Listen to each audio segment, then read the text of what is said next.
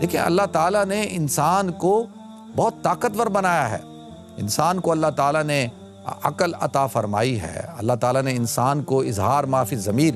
دیکھیں یہ جو انسان کو اللہ تعالیٰ اور تمام مخلوقات سے اللہ تعالیٰ نے افضل بنایا، ممتاز حیثیت عطا کی، اس کی وہ کن وجوہات کی بنا پر ہے؟ حالانکہ دیکھیں انسان سے زیادہ طاقتور جانور موجود ہیں، طاقتور چیزیں موجود ہیں. مثال کے طور پہ انسان سے طاقتور شیر ہے، لیکن انسان شیر کا مقابلہ کرتا ہے. ریچھ ہے، ہاتھی ہے، اسی طرح سے ٹائیگر ہے، چیتا ہے. یہ مختلف چیزیں ہیں جو انسان کو نقصان پہنچا سکتی ہیں، لیکن انسان نے ان سب کی حفاظت کیا کی؟ یعنی اپنی عقل کے ساتھ جو ہے انسان نے اس سب چیزوں کی حفاظت کا انتظام کر لیا.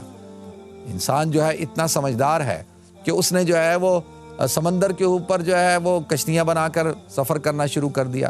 پہلے تیرنا سیکھا، تیرنا سیکھنے کے بعد اس نے کہا تیر تو انسان اکیلا ہی سکتا ہے، نہ سامان اٹھا سکتا ہے، نہ کسی اور کو ساتھ لے جا سکتا ہے، تو کیوں نہ کوئی ایسی چیز تیار کر لی جائے کہ جس کے اوپر سامان بھی لاد دے اور جس کے اوپر کئی اور لوگ بھی سوار ہو جائیں. تو انسان نے کشتی بنا لی. اب آپ دیکھیں نا کس طرح سے سمندروں کے اوپر، دریاؤں کے اوپر، نہروں کے اوپر انسان بڑے بڑے بحری جہاز جو ہے وہ بنا کر چلا رہا ہے، چل رہا ہے. یہ اللہ تعالیٰ نے قرآن میں ارشاد فرما دیا کہ یہ اللہ کی نشانی میں سے ایک نشانی ہے. تو لہذا عرض یہ کرنا ہے کہ انسان بظاہر کتنا کمزور ہے. اگر دیکھا جائے تو انسان کی ذاتی حیثیت سے نہ ہمارے پاس تو شیر کے پاس تو بڑے بڑے دانت ہوتے ہیں نا، جبڑا ہوتا ہے، اس کا جبڑا جب وہ کسی کی گردن کو، کسی کی جسم کے حصے کو پکڑ لے تو چھڑانا مشکل ہوتا ہے. ہاتھی کے پاس تو بڑا وزندار پاؤں ہوتا ہے، اگر کسی کے اوپر پاؤں رکھ دے تو آدمی اٹھ نہیں سکتا، مر جائے. آپ دیکھیں مختلف جو حیوانات ہیں، اسی طریقے سے سانپ ہیں، درندے ہیں اور اژدہے ہیں. اللہ تعالیٰ نے نہ انسان کو بڑے بڑے کوئی دانت دیے، نہ کوئی بڑے بڑے پنجے دیے، نہ کوئی بڑا جسہ دیا، نہ بڑے کوئی پاؤں دیے، کچھ نہیں دیا. بہت کمزور سا ہے، 6 فٹ 7 فٹ کا انسان ہے، اور جو ہے زیادہ تر لوگ 7 فٹ 8 فٹ کے ہوتے ہیں.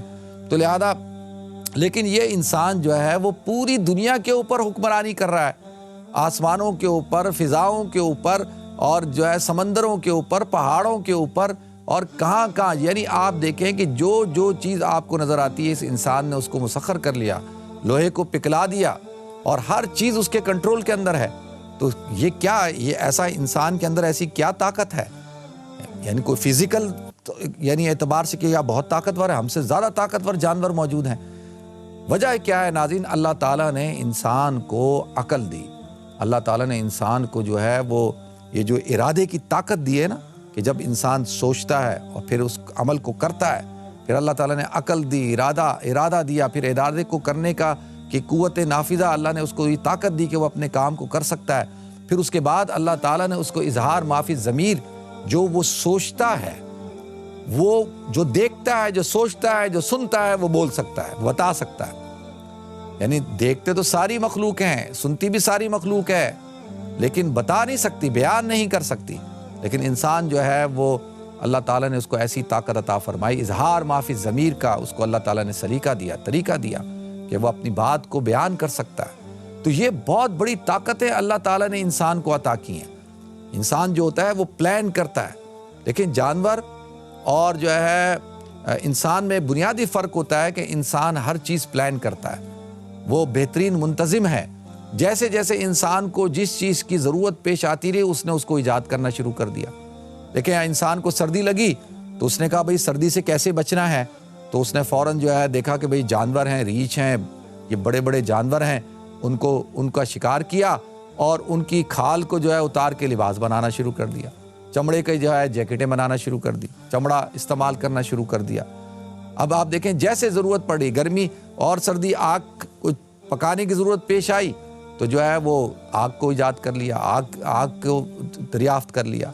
یعنی آپ ہر چیز دیکھیں، سواری کے لیے آیا تو انسان نے جو ہے گھوڑے کو، اونٹ کو اور جو ہے اسی طرح سے مختلف جانوروں کو اپنی سواری کے لیے استعمال کرنا شروع کر دیا.